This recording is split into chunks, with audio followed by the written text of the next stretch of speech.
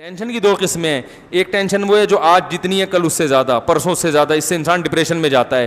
اور ایک ٹینشن وہ ہے کہ ادھر ٹینشن ہوئی لیکن ساتھ میں وہاں سے تھپکی ملی, پھر ٹینشن ہوئی پھر ساتھ میں تھپکی ملی. اس ٹینشن کو برداشت کرنا آسان, اور اس میں ایک خاص قسم کی لذت بھی ہوتی ہے اس ٹینشن میں.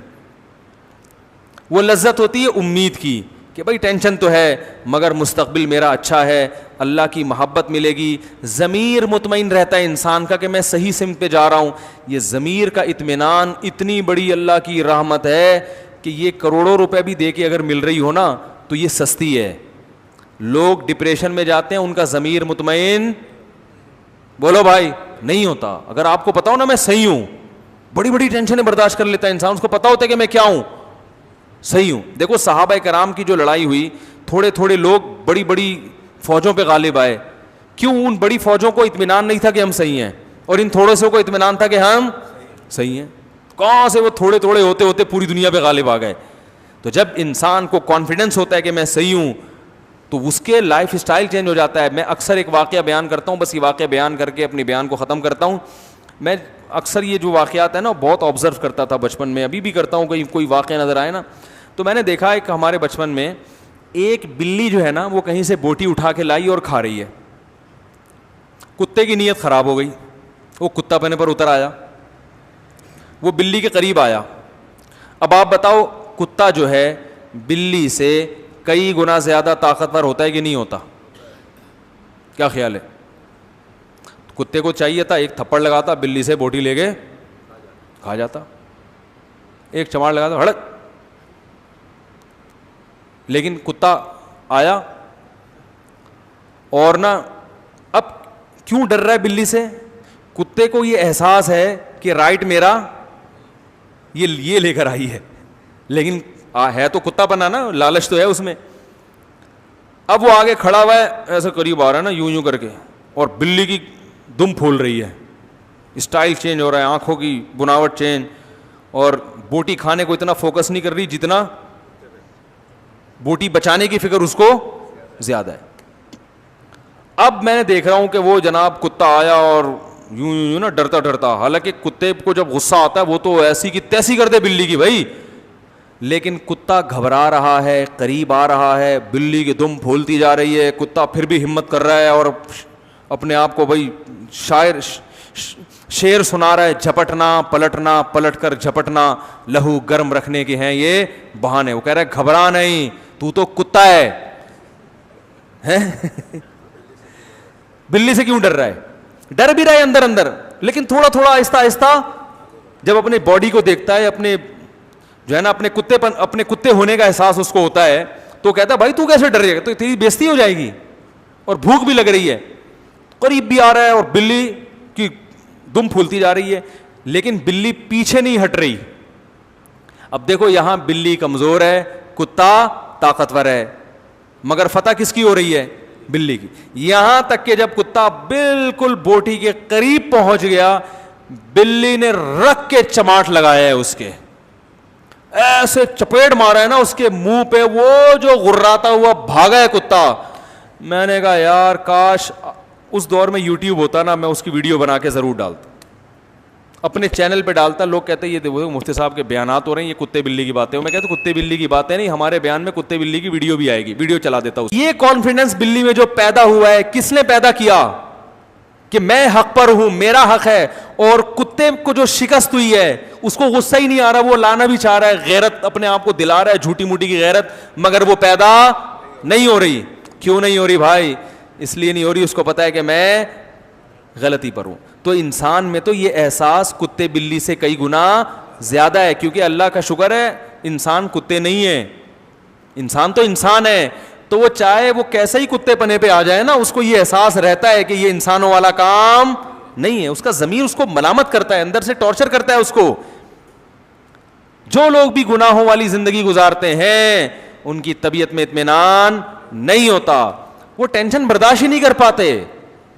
اور آپ جب حق پر ہوتے ہو تو پھر آپ کو تسلی ملتی ہے اللہ کی طرف سے, آپ کا ضمیر بھی آپ کو تسلیاں دیتا ہے. یہ چیز اتنی بڑی نعمت ہے, اتنی بڑی نعمت ہے کہ اگر لوگوں کو اس نعمت کا اندازہ ہو جائے تو کروڑ یہ نعمتیں بازار میں بکنا شروع ہو جائے نا, اربوں روپے بھی اس کی قیمت کم ہے. یہی تو سب کچھ ہے انسان کے لیے. تو یہ اللہ کی بڑی نعمت ہے. اس لیے میرے بھائی جتنے گناہ ہے نا اپنی زندگی سے آہستہ آہستہ نکال دیں. اور اللہ کا دین اس میں نرمی ہے مگر لچک نہیں ہے. یہ بڑی مسٹیک ہوتی ہے لوگوں سے, لچک کو نرمی سمجھ لیتے ہیں اور نرمی کو لچک. مثلاً نرمی بہت ہے, آپ فرض نماز کھڑے ہو کر نہیں پڑھ سکتے, اسلام نے کہا بیٹھ کے پڑھ لو. کیا خیال ہے؟ وضو کا پانی نہیں ہے, تیمم کر لو. وضو نقصان پہنچائے گا, غسل سے مر جائیں گے, سردی ہے, تیمم کر لو. یہ لچک ہے کیونکہ اللہ غفور رحیم ہے. لوگ اس کا مطلب سمجھتے ہیں کہ بھائی اس کا مطلب ہے اللہ تعالیٰ بہت رعایت دے رہا ہے, لہذا بیماری میں اگر چھوڑ دی جائے تو اللہ کیا ہے؟ غفور. نا نا نا, چھوڑنے کی بات نہیں ہے بھائی. کیا آپ کہیں کہ چلو اللہ غفور, سفر ہے ایکچولی ابھی تھکاوٹ ہے تو اگلے ٹائم پہ پڑھ لیں گے؟ نا نا نا بھائی, اس کی اجازت نہیں ہے. جتنی آسانی اللہ نے دینی تھی دے دی, اب اس میں لچک نہیں رکھی ہے, فلیکسیبلٹی نہیں ہے اس میں. اب یہ آپ کو کرنا پڑے گا, کچھ بھی ہو جائے, زمین آسمان ادھر سے ادھر ہو جائے, میدان جہاد میں گھوڑے کی پشت پہ ہو, توپیں چل رہی ہیں, جان کا خطرہ ہے, نماز آپ کو, تبھی تو قرآن نے میدان جنگ میں بھی نماز کا طریقہ بیان کیا. اجازت نہیں ہے آپ کو چھوڑنے کی. روزے میں اللہ نے حکم دے دیا, بیماری میں بھی چھوڑ سکتے ہو, سفر میں بھی, یہ اللہ کی طرف سے آسانی. لیکن لچک نہیں ہے کہ اب آپ اپنی طرف سے اس میں کچھ کر لیں کہ یار چینجنگ, اصل میں ایکچولی آج گرمی بہت ہے, کل میرا پیپر بھی ہے, ایگزام بھی ہے, تو اب میں روزہ سردیوں میں رکھ لوں گا. نا نا نا بھائی, دو آسانی اللہ نے پیدا کر دی, تیسری پیدا کرنے کی آپ کو اجازت نہیں ہے. گرمیوں میں روزہ ہو, ریگستان میں ہو, آپ مزدور ہیں, آپ کے لیے روزہ رکھنا ناممکن بھی کیوں نہ ہو, آپ کو روزہ رکھنا پڑے گا.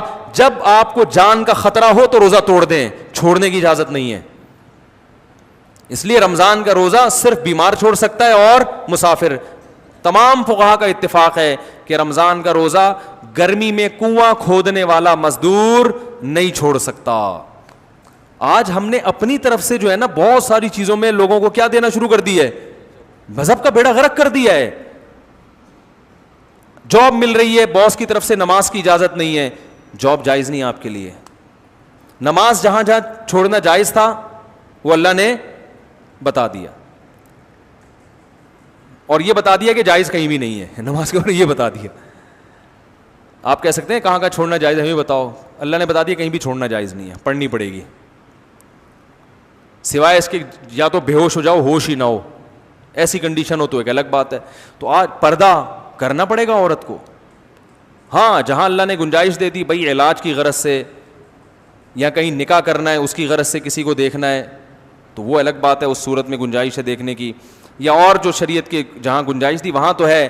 آپ کہیں کہ نہیں جی ایکچولی مجھے جاب کرنی ہے تو میں پردہ نہیں کر سکتی, مجھے گرمی بہت لگتی ہے, ایکچولی پسینہ بہت آتا ہے تو میں موٹے کپڑے نہیں پہن سکتی, آپ کو اس کی اجازت بولو نا بھائی نہیں ہے. اسی طرح یاد رکھو حقوق العباد میں بھی اپنی لاجکیں پیش کر کے لوگوں کا حق نہ مارا کرو. کسی کے گھر جانا ہوا, میرا ایک بڑی عمر کی خاتون ہے بیچاری, ان کے گھر میں گیا تو بیوہ ہیں وہ,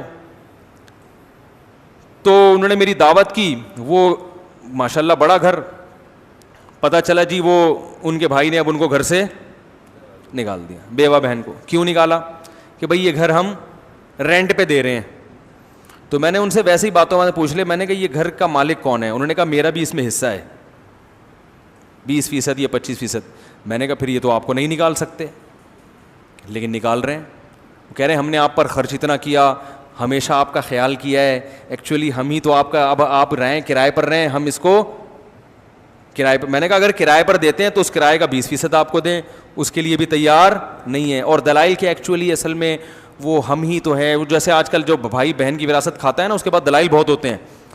او بھائی جو وراثت کا حکم ہے وہ بیٹی کو جتنا چاہے جہیز دیا ہو آپ نے, باپ کے مرنے کے بعد اس کا وراثت میں حصہ کم نہیں ہوگا, کیونکہ وراثت کے احکام میں اللہ نے لچک نہیں رکھی, وہ دینے پڑیں گے اس کو. لوگ دلائل پہ آ جاتے ہیں یار اس کو ضرورت نہیں ہے. بھائی جان آپ وہ کروڑ پتی کیوں نہ ہو اور آپ قحط سے مر رہے ہوں, پھر بھی اس کا وراثت میں حصہ نکلے گا. دیکھو اسلام میں ایک بھائی ہے جو ارب پتی ہے اور ایک کے پاس گٹکے کے پیسے بھی نہیں ہیں, وراثت میں دونوں کا حصہ برابر ہے. جو غریب ہے وہ یہ کہہ کے زیادہ پیسے نہیں لے سکتا کہ تمہیں کیا ضرورت ہے لہذا یہ پلاٹ بھی میرا ہو گیا. او بھائی نہیں لے سکتے آپ کو دینا پڑے گا. اسی طرح ماں اپنے بچوں کی وراثت غصب, بولو بھائی, نہیں کر سکتی. اب باپ مر جاتا ہے تو اماں کیا کہتی ہیں, یہ میرا مکان ہے, میں اپنی زندگی میں کسی کو حصے بخیے نہیں کرنے دوں گی. ابھی باپ کا کفن میلا نہیں ہوا, میرے میاں کی جائیدادیں بٹنا شروع ہو گئیں, نہیں میں نہیں دوں گی, میں یہ نہیں کروں گی. بھائی یہ آپ کا ہے ہی نہیں, یہ کس کا ہے؟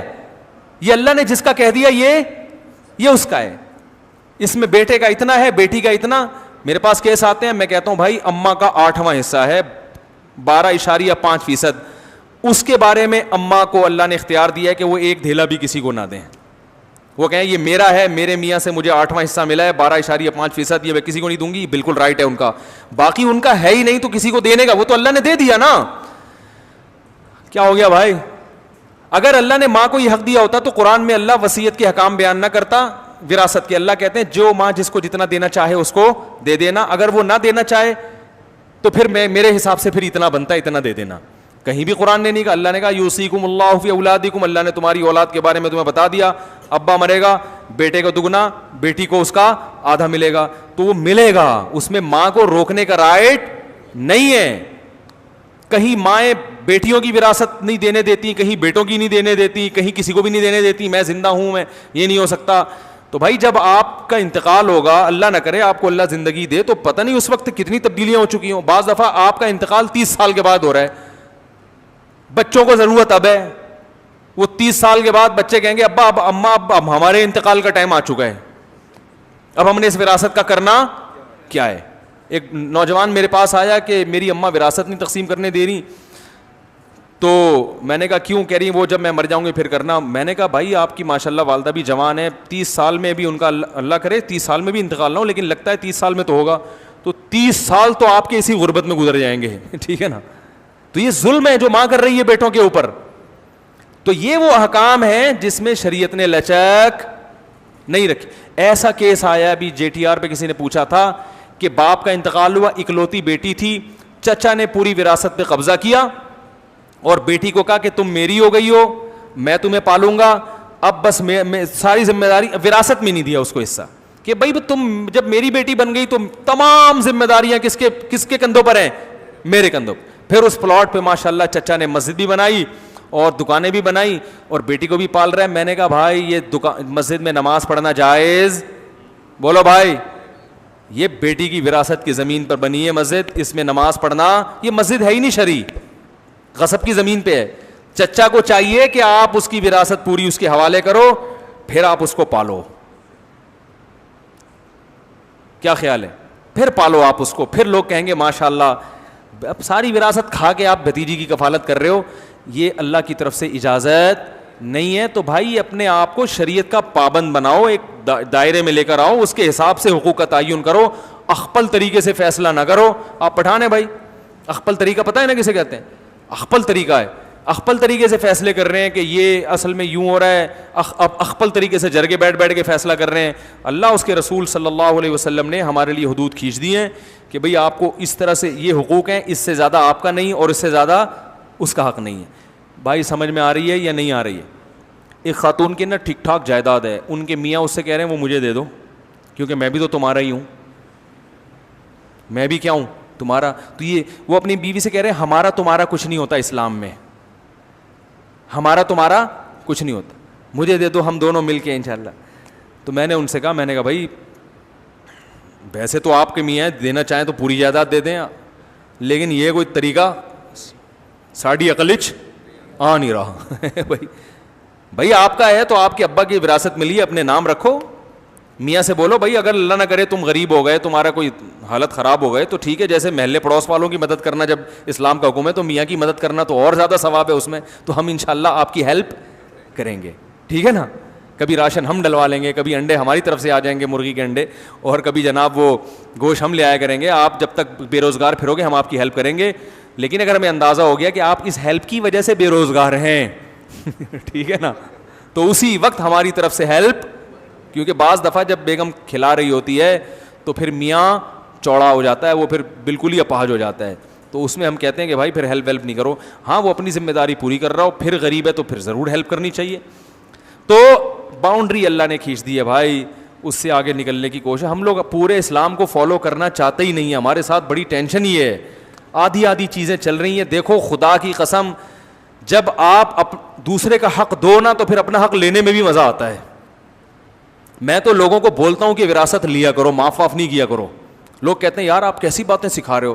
خاص طور پہ خواتین کو میں کبھی ترغیب نہیں دیتا کہ معاف کریں. میں کہتا ہوں یہ حد حرام, پہلے ہی بہنوں کی وراثت آج کل نہیں دی جا رہی ہے. ان کو میں ترغیب دیتا ہوں کہ بھائی کو بولو کہ محبت سے دے دو, ورنہ تھانے جا کے FIR کٹواؤں گی میں. تو پھر لوگ کہتے ہیں یہ تو آپ بہن بھائیوں کو لڑوا رہے ہیں. میں کہہ رہا ہوں لڑوا وہ رہا ہے جو حق نہیں دے رہا. بھائی قطع رحمی کا گناہ اس کو ہوگا جو حق دبا کے بیٹھا ہوا ہے نا, اس کو تھوڑی گناہ ہوگا جو حق مانگ رہا ہے. قطع رحمی جرم ہے, مگر جو اس جرم کا سبب بنے گا وہ گناہگار ہوگا نا. ارے بھائی آپ نے آپ کی مثال دے رہا ہوں, آپ نے لیے نہیں 1 لاکھ روپے لے لیے. اب میں آپ سے جا کے محبت سے کہہ رہا ہوں میرے 1 لاکھ روپے دے دو, آپ کو نہیں دے رہا. میں کہہ رہا ہوں ایسے کی تیسے میں آپ کے گریبان پکڑ رہا ہوں. لوگ کہہ رہے ہیں مسلمان پہ ہاتھ اٹھانا ناجائز ہے, تو ایسے موقع پہ تھوڑی کہا جائے گا. میں کہوں گا بھائی ناجائز ہے, مگر اس ناجائز کام کا سبب کون بن رہا ہے؟ یہ بندہ پیسے کھا کے بیٹھا ہوا ہے, اس کو گناہ ملے گا. لوگ دونوں کو ملامت کر رہے ہوتے ہیں. تو قطع رحمی حرام ہے, مگر جو قطع رحمی کا سبب بنتا ہے وہ اس کو گناہ ملے گا. جو سبب نہیں بن رہا وہ تو اپنا حق لے رہا ہے نا, اس کو تھوڑی گناہ ملے گا. تو جب بھی بہن بھائی سے وراثت مانگتی ہے, بھائی یہ تانا دیتے ہیں کہ بہن بھائیوں کے رشتے کو کیا دراڑیں قائم کی جا رہی ہیں پلاٹوں کے چکر میں. دیکھو تم میری بہن ہو, یہ مال ایسی چیز نہیں ہے جس سے ہم اپنا رشتہ خراب کریں, یعنی نہیں مانگو مجھ سے ٹھیک ہے نا. تو بھائی مال ایسی چیز نہیں ہے جس سے ہم رشتے خراب کریں, لہذا وہ مال اس کے حوالے کر دینا چاہیے. یہ ہے اصل مطلب. تو ہر آدمی اپنے مطلب کہ وہ نمازیں دیکھو, ٹرین میں ادھر کوئی منہ کر کے نماز پڑھ رہا ہے, کوئی کھڑکی طرف منہ کر کے, ان سے بولو بھائی قبلے کی طرف. کہہ رہے ہیں بھائی سفر میں تو 4 کی 2 کر دی اللہ نے, تو سفر میں تو آسانی ہے. اب بھائی اللہ نے 4 کی 2 کی ہے, مگر اللہ نے کہیں بھی یہ نہیں کہا قرآن میں کہ سفر میں قبلہ ہی معاف ہو گیا بھائی یہ کہیں نہیں کہا. جتنا اللہ نے معاف کیا اتنا ہوگا. اللہ نے یہ کہا کہ سفر میں بغیر وضو پڑھ لو. سفر میں بھی یہ کہ تیمم تو کرنا ہی پڑے گا اگر پانی نہیں ہے, تو غسل بھی کرنا پڑے گا سفر میں اگر غسل فرض ہو گیا ہے. تو جو اللہ نے کر دیا اتنا تو بھائی ٹھیک ہے, جو نہیں کیا اس میں آپ کو فنڈر بننے کی ضرورت, بولو نا, اس میں فنڈر گیری کی ضرورت نہیں ہے آپ کو. تو ہر آدمی گنجائشیں نکال کے فنڈر بنا ہوا ہے, اور وہ خود قیاس اجتہاد کر کے یہ ہے فلانا ہے ڈمکانا ہے, ادھر سے اس کا کھا لیا ادھر سے. آج ایک کیس آیا, بیٹھے ہوئے, ناراض نہیں ہونا, بتا دوں آپ کا نام نہیں آئے گا کہیں بھی, ویسے تو آ گئے آپ ٹھیک ہے نا. میرے پاس بعض ایسے کیس بھی آتے ہیں کہ لوگ جھوٹے کیس کر دیتے ہیں دوسرے پر اس کو پریشان کرنے کے لیے. میں کہتا ہوں بھائی یہ جائز نہیں ہے جھوٹا کیس کرنا. کہہ رہے نہیں وہ بڑا ظالم ہے. تو ظالم ہے تو جو جتنا ظلم ہے اس حساب سے تو آپ اس کو نچوڑ سکتے ہیں, جو چیز نہیں ہے وہ کھاتا اس میں ڈال دیا.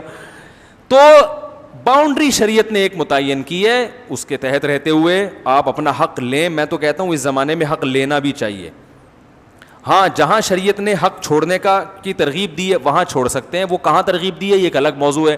بعض جگہوں پہ حق چھوڑنا, حق پہ ہوتے ہوئے بھی حق چھوڑیں گے تو ثواب ملے گا آپ کو. وہ کون سی جگہ ہیں وہ بھی میرا موضوع نہیں ہے, لیکن عمومی حالات میں اگر لوگ وراثت کے معاملے میں نرم گوشہ اختیار کرتے ہیں تو اس کا بڑا نقصان ہوتا ہے. لوگ وراثتیں تقسیم ہونا ختم ہو گئی ہیں, یہ بڑا نقصان ہوتا ہے. اللہ تعالیٰ عمل کی توفیق عطا فرمائے. ابھی سوال کا وہ کر لیں, سوال جواب کی نشست نماز کے بعد رکھ لیں. بیٹھیں گے آپ لوگ ہے بھائی؟ نہیں, جو بیٹھیں گے وہ ہاتھ کھڑا کریں تاکہ میں لوگوں کی اندازہ لگاؤں نا کہ ایسا تو نہیں تھک گئے ہوں. بیٹھیں گے تو پھر ایسا کرتے ہیں, ابھی اذان ہو رہی والی ہے, 10 منٹ میں نماز ہو جائے گی, تو نماز کے بعد 15-20 منٹ کی مجلس رکھ لیتے ہیں. اس میں آپ نے جو سوال پوچھنے وہ کھڑے ہو کر پوچھ لیے گا. جو پرچی پہ کھڑے ہو کے پوچھتے ہوئے شرم آ رہی ہے, کوئی گھریلو مسئلہ ہے تو پرچی پہ لکھ کے پوچھ سکتے ہیں. تو پھر ہم نماز کے بعد دوبارہ بیٹھتے ہیں انشاءاللہ. زیادہ ٹائم نہیں ہوگا, 15 سے 20 منٹ انشاءاللہ بیٹھیں گے. جو سوال آپ لوگوں نے پوچھنا ہے وہ آپ پوچھ سکتے ہیں. یہ جو میں نے آج بیان کیا اسی سے متعلق کوئی دل میں سوال ہو اشکال ہو تو کھل کے پوچھیں. ایک بات خوب اچھی طرح ذہن میں رکھ لیں کہ جو مرضی پوچھنا ہو آپ سے انشاءاللہ مجھے غصہ نہیں آئے گا. سمجھ رہے ہیں؟ بعض لوگ نا علماء سے پوچھتے ہوئے ڈر رہے ہوتے ہیں کہ کہیں میٹر شارٹ نہ ہو جائے ان کا. البتہ یہ ضرور ہے کہ میں ہر سوال کا جواب دوں گا نہیں. میں اگر یہ سمجھوں گا کہ یہ غیر اہم سوال ہے یا بیہودہ سوال ہے تو میں وہ پی ضرور جاؤں گا, کیونکہ ہر سوال کا جواب دینے کا نہیں ہوتا. بعض دفعہ کوئی فتنہ پرست کوئی ایسے سوال پوچھ رہا ہوتا ہے جس سے آگ لگا دے. تو پوچھنے میں آپ بخل سے کام نہ لیں, کیونکہ اس چکر میں لوگوں کے ذہن میں بہت سے صحیح سوالات بھی ہوتے ہیں, وہ پوچھ نہیں پاتے. یہاں تک سمجھ میں آ گئی بات؟ تو یہ جمعہ کہہ رہا ہوں, سوری, ابھی نماز کے بعد انشاءاللہ وہ میرا جمعے کا بیان رات کو اپلوڈ ہو رہا ہے. لوگ کہہ رہے ہیں کراچی میں جمعہ رات کو ہوتا ہے. ہم کہا بھائی کیا کریں, آج کل ہماری سمجھ میں نہیں آ رہا. ابھی انہوں نے اعلان کیا تھا 9 بجے بیان ہوگا, تو اب کچھ لوگ بعد میں پہنچ رہے ہیں, کچھ سمجھ میں نہیں آ رہا, مجھے خود سمجھ میں نہیں آ رہا میرا بیان کب ہوتا ہے آج کل. تو آپ دعا کریں ہمارا کوئی مینجمنٹ کوئی ذرا ایسی ٹائٹ سی ہو جائے کہ جس پہ ہو کہ بھائی اب لوگوں کو بھی اطمینان ہو کہ اس ٹائم ہوگا, اس ٹائم نہیں ہوگا, اس وقت لائیو چلے گا, اس وقت لائیو نہیں چلے گا. کوئی ایسا سیٹ اپ آ جائے, کوئی آپ کے پاس ایسا فارمولہ ہے تو وہ آپ ہمیں بتائیں, کیونکہ یہ بیچارے تو محنت کر رہے ہیں لیکن مینجمنٹ نہیں ہو پا رہی ہے کچھ تمیز سے جسے کہتے ہیں آپ, تو اس کی وجہ سے بڑا نقصان ہو رہا ہے. سبحانک اللہم و بحمدک نشہد ان لا الہ الا انت نستغفرک. اچھا یہ بھی بتا دوں ایک آخری بات, یہ ریکارڈ میں بھی لے آئیں, آ رہی ہے. ہمارے ہاں گارڈ بیٹھے ہوئے ہوتے ہیں بیان میں. لوگ مجھے کہتے ہیں آپ کے پاس گارڈ نہیں ہے. گارڈ ہے, لیکن میں وردی والے گارڈ کا قائل اس لیے نہیں ہوں کہ وہ جب دہشت گرد آتا ہے تو پہلے ایک گارڈ کو لگاتا ہے, دوسرے نمبر پہ پھر وہ اصل ہدف کو لگاتا ہے. تو ہمارے ہاں گارڈ بیٹھے ہوئے ہیں, بندوقیں رکھی ہوئی ہیں اور لائسنس والا اسلحہ ہے. تو اگر کوئی شرارت کی کوشش کرے گا تو اسے پتہ نہیں چلے گا کہ اس کو کہاں سے گولی آگے لگے گی. تو میرا اصول یہی ہے کہ میرے ساتھ ہر وقت گارڈ گھوم رہا ہوتا ہے لیکن پتہ نہیں ہوتا کہ گارڈ ہے. آئی بات سمجھ میں؟ اور میں بھی الحمدللہ اسلحہ چلانا جانتا ہوں. سمجھ میں آ رہی ہے بات؟ اور میرا نشانہ بھی الحمدللہ بہت پکا ہے, غیر قانونی نہیں, قانونی کی بات کر رہا ہوں. تو آپ لوگ گھبرایا نہ کریں. ویسے تو ہماری کسی سے دشمنی نہیں ہے, تو ایسی ہم بات ہی نہیں کرتے کہ پھڈے بازی ہو, تمیز سے زندگی گزار رہے ہیں اور بیانات کر رہے ہیں. کوئی ہمارا کسی سے جھگڑا نہیں ہے, لیکن پھر بھی احتیاط کے پیش نظر یہاں گارڈ موجود ہوتے ہیں. تراویح میں بھی ہوتے تھے, رمضان میں, ہر وقت ہوتے ہیں الحمدللہ. تو اگر یعنی بعض لوگ کہتے ہیں نا کہ یار کوئی سیکیورٹی نہیں ہے, تو بیوقوف نہیں ہے الحمدللہ. ہم سیکیورٹی کا انتظام الحمدللہ کیا ہوا ہے, لیکن ہم نے بندہ نہیں بتایا وہ کون ہے. تو اس لیے وہ کہیں سے بھی کچھ بھی کر سکتا ہے بیٹھ کے بندہ. سبحانک اللہم و بحمدک نشہد ان لا الہ الا انت نستغفرک و نتوب الیک. میں کھانے کا انتظام مخلوط ہو تو اس میں جانا جائز ہے؟ نہیں, پردے کا انتظام نہیں ہے, مخلوط دعوت ہے تو اس میں شرکت جائز نہیں ہے. کسی کا دل رکھنے کے لیے بھی شرکت جائز نہیں ہے اس میں. رشتہ داری جوڑنے کے لیے بھی شرکت جائز, بولیں بھائی, نہیں ہے. بعض لوگ یہ کرتے ہیں کہ بھائی مکس گیدرنگ میں جہاں دعوت ہو تو وہاں اگر ہم نہیں جائیں گے تو رشتہ دار ناراض ہو جائیں گے. یار اس کی آواز بڑھا دو یار, پھر وہی ہو رہی ہے, پتہ نہیں آواز کو کیا ہو گیا. تو لوگ ناراض ہو جائیں گے, خونی رشتے ٹوٹیں گے. تو یہ خونی رشتے توڑنے کا گناہ اسے ہوگا جس نے مکس گیدرنگ کا انتظام کر کے آپ کو آنے سے روک دیا ہے, اس کو گناہ ملے گا. سمجھ رہے ہیں؟ تو کسی کا دل جوڑنے کے لیے اپنا دین توڑنا جائز نہیں ہے. سب سے پہلے اللہ اور اس کے رسول کے احکام ہیں, اس کے بعد ابا اماں, بچے, بیوی, بھائی, بہن, یہ سب اس کے بعد ہیں. تو بھائی ان کو بھی تو رشتہ داری جوڑنے کا خیال ہونا چاہیے نا. ان کو پتہ ہے جب یہ شرکت نہیں کرتا تو ہم مس گیدرنگ نہ کریں, ہم الگ الگ انتظام کر لیں. لوگ آ کے کہتے ہیں کہ بھائی ہم نے تو بہت کوشش کر لی مگر وہ سیپریٹ انتظام کرنے کے لیے تیار نہیں ہے, اور بہت میں نے دھمکیاں بھی دے دی, میں نے یہ بھی کہہ دیا کہ میں نہیں آؤں گا, مگر وہ انتظام نہیں کر رہے. تو میں نے کہا پھر نہیں جائیں. کہنے وہ ہمیں کہہ رہے ہیں کہ تمہیں رشتہ داروں کا خیال نہیں آتا, تم شادی میں نہیں آ رہے, تم دعوت میں نہیں آ رہے. تو آپ ان کو بولے, میں نے کہا کہ آپ ان سے کہیں کہ تم گناہ پہ اتنے ڈھیٹ ہو کہ تمہارا سگا بھائی شادی میں نہیں آ رہا, لیکن تم اس کو منانے کے لیے بھی گناہ چھوڑنے کے لیے تیار نہیں ہو. تم اتنا ڈھیٹ پنا دکھا رہے ہو کہ تمہارے رشتے ٹوٹ رہے ہیں مگر تم پھر بھی اللہ کی بغاوت کر رہے ہو. تو غلط بات پہ جب تم اتنے ڈھیٹ ہو تو میں صحیح بات پہ اس سے زیادہ ہمت دکھاؤں گا. ہٹو بچوں, ہو گیا کہ نہیں ہو گیا؟ میں صحیح بات پہ اس سے زیادہ ہمت دکھاؤں گا, میں نہیں آؤں گا ایسی کی تیسی جو مرضی کرنا ہے کرو. بے دین آدمی اپنی بے دینی پہ بڑی استقامت دکھاتا ہے, ڈھیلا پن کہاں سے آتا ہے؟ جو دیندار ہے وہ ایکچولی اگر میں نہیں گیا تو میں وہ میرے بھائی کیا بولے گا, لوگ بولیں گے فنڈامنٹلسٹ ہے, بنیاد پرست ہے, لوگ کیا بولیں گے. لوگ تو بھائی اتنا براڈ مائنڈیڈ بننے کی ضرورت نہیں ہے کہ گناہوں میں بھی حدیث میں کیا آتا ہے, پچھلی امتوں میں جب کوئی گناہ ہوتا تھا تو بنی اسرائیل کے علماء روکتے تھے, لیکن پھر اس گناہ میں ان کے ساتھ شرکت بھی کر لیتے تھے. آہستہ آہستہ اللہ نے روکنے والوں کو دلوں کو بھی ایسا کر دیا جیسے گناہ گاروں کا ہوتا ہے, اور سب پر پھر داؤد علیہ السلام کی زبان سے اللہ نے لعنت کی.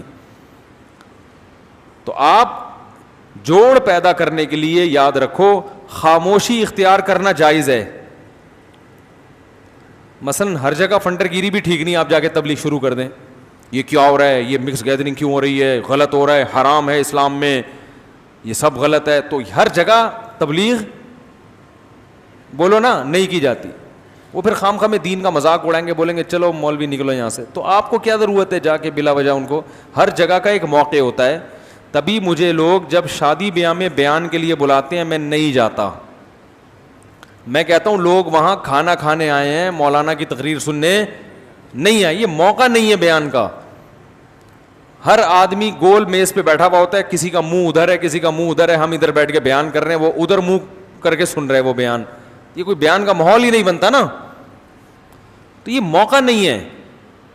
ایک دفعہ ایک صاحب کو بلایا ولیمے کی دعوت پہ, رو رو کے دعا کروائی انہوں نے.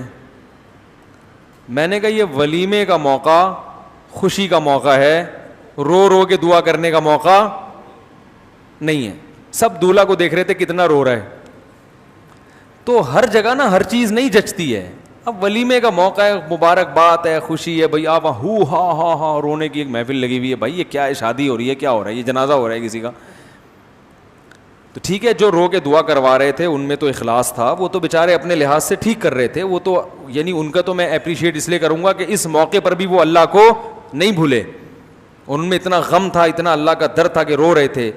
لیکن میری رائے یہ ہے کہ یہ رونے دھونے کا موقع نہیں ہے, یہ خوشی کا موقع ہے. آپ مٹھائی کا ڈبہ لے کے جائیں, دولہا کا منہ میٹھا کرائیں, کچھ واض و نصیحت تھوڑی بہت ہلکی پھلکی ہو جائے تو بھی کوئی حرج نہیں ہے. بھائی بیٹھ گئے تھوڑا سا, بھائی دیکھو ماشاءاللہ شادی ہوئی ہے, سنت کے مطابق ہوئی ہے, آپ لوگ بھی شادی کریں تو سنت کے مطابق کریں. اتنی ہلکی پھلکی تو ٹھیک ہے, چلتا ہے یہ تو. لیکن باقاعدہ تفصیلی بیان وہاں پہ وہ لوگ سننے نہیں آئے ہوتے, منہ ادھر ادھر ہوتے ہیں, بہت مشکل ہو جاتی ہے. میں کہتا ہوں بھائی ان کو بولو کہ یار ادھر آ جائیں, بیان الفلاحیہ مسجد میں ہوگا وہاں کے سنیں, یا کہ کوئی اور عقیقے میں بھی سمجھ میں آتا ہے بیان, عقیقے کی محفل میں بھی سمجھ میں آتا ہے, بچے کا قرآن ختم ہوا ہے اس میں سمجھ میں آتا ہے کہ بیان ہونا چاہیے. لیکن بارات میں بیان ساڑی اقلچ نہیں آتا. وہ پھر ہاں نکاح جب ہو رہا ہو نا, نکاح کی محفل ہو مسجد میں نکاح, اس میں بھی بیان ہو سکتا ہے. اور اگر بارات میں بیان کرنا ہی ہو, اول تو بارات ہی نہیں ہے شریعت میں تو ولیمہ ہے, بارات تھوڑی ہے.